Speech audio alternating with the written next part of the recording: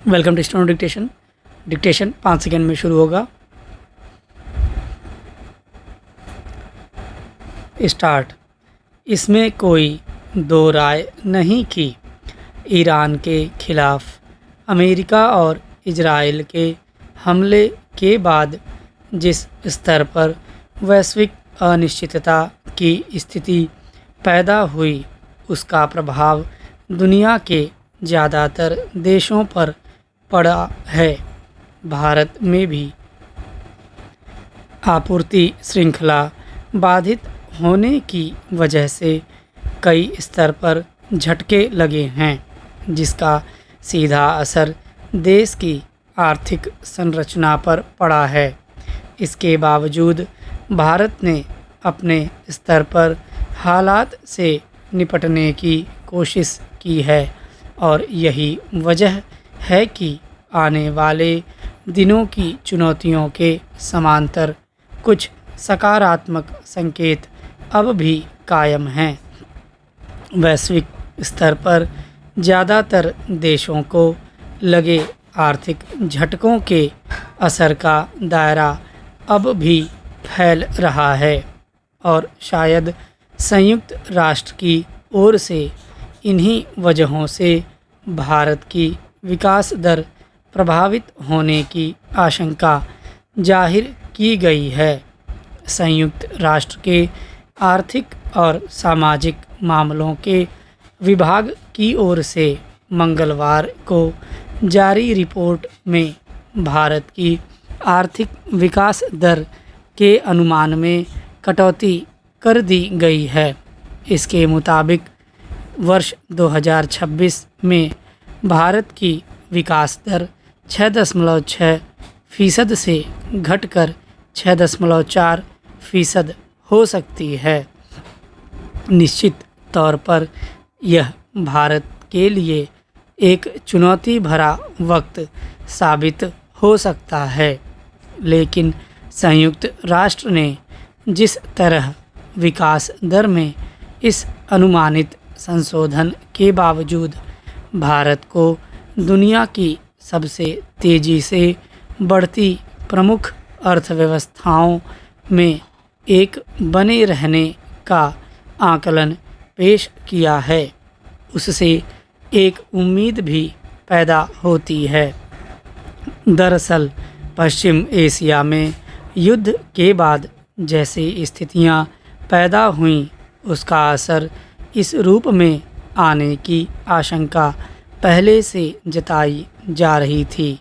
सच यह है कि न केवल भारत बल्कि वैश्विक अर्थव्यवस्था के लिए अप्रत्याशित साबित हो रहे संकट का दायरा और भी विस्तृत हो सकता है, क्योंकि 2026 के लिए वैश्विक जीडीपी वृद्धि का अनुमान भी महज 2.5% अंक आंका गया है।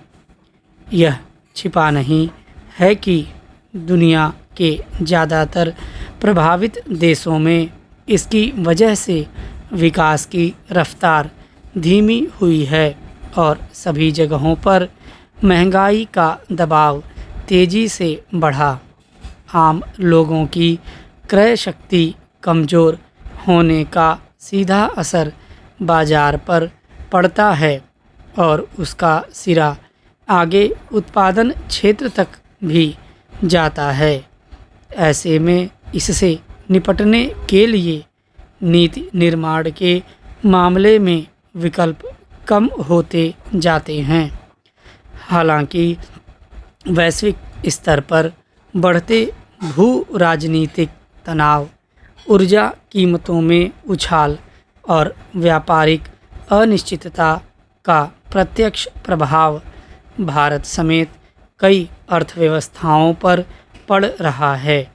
ख़ास तौर पर ईरान और अमेरिका इजराइल युद्ध से उपजे हालात में तेल आयात पर निर्भर देशों की चिंताएं बढ़ी हैं।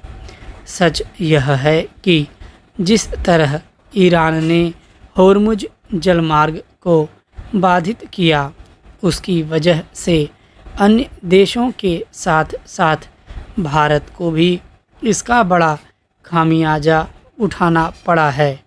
यूँ भारत ने इसका विकल्प निकालने की कोशिश की है और तेल आयात के लिए अन्य कुछ देशों के साथ कूटनीतिक संवाद कायम किया है, लेकिन फ़िलहाल बाधित आपूर्ति श्रृंखला की वजह से अर्थव्यवस्था गंभीर रूप से प्रभावित हो सकती है।